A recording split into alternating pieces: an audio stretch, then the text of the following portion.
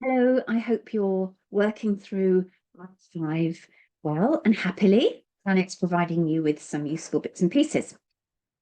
So this step is about more of that planning and thinking ahead, but about managing or mitigating difficult situations.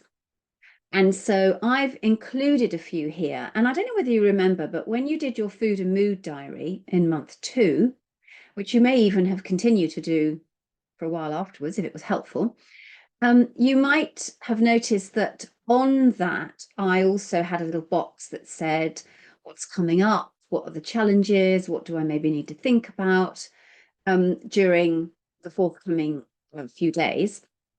And so this is an extension of that, really.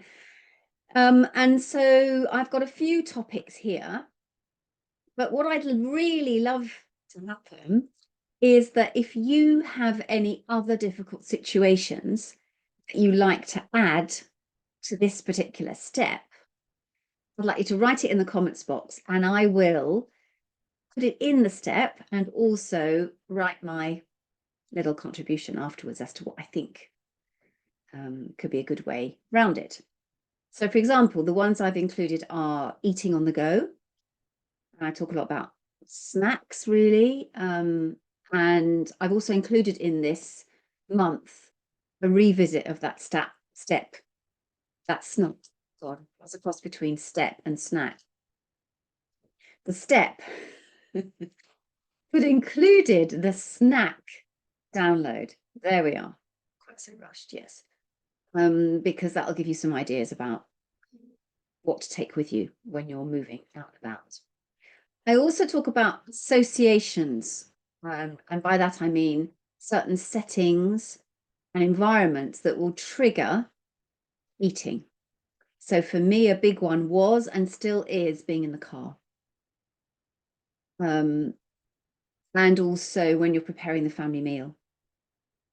And so I've got a few little tips on how to deal with that. And then I also talk about other people's eating and some ideas there. And in respect of other people, I've also included a separate step about managing others as their influence on what we should or how we should or when we should eat can be difficult. So I thought that demanded a step all of its own. And then lastly, in advance of your own contributions, which as I said at the beginning, I'd be really, really happy for, are any other triggers that you might reflect on, that you might choose not to share.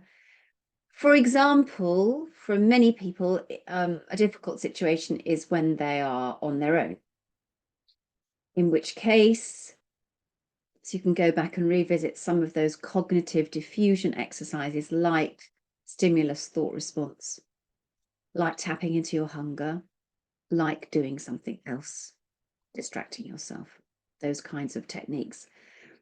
And it did occur to me when I was writing this step that you're on month 5 now, and you will be quite familiar with situations that are easy and situations that are difficult. And therefore, I hope that this step has come at the right time and that you can reflect on them and you can plan, mitigate, and stay happy and feel controlled around food, make the decisions that you want to make. And that's what this is all about. And that's why, as many other situations that we can get into this step that you might have would be really helpful. So there we are for now. And as I mentioned, there is a step coming up very shortly, which is all about how to manage other people who wittingly or unwittingly are not that helpful towards your new mindful eating. And you'll see what that's all about when you read it. Enough. Hope that's helpful. See you soon.